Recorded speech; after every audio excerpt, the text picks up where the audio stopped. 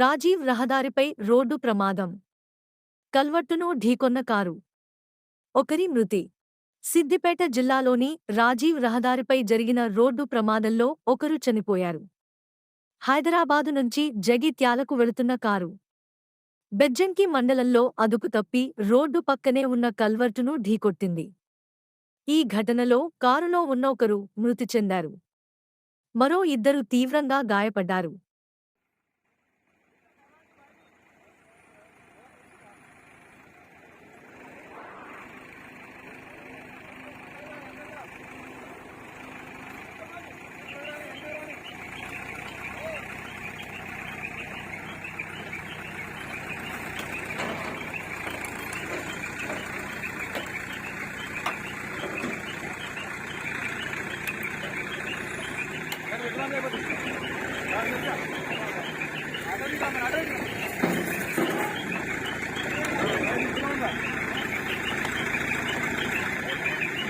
ముత్తైన రమ్మన్ ముత్తైన రమ్మన్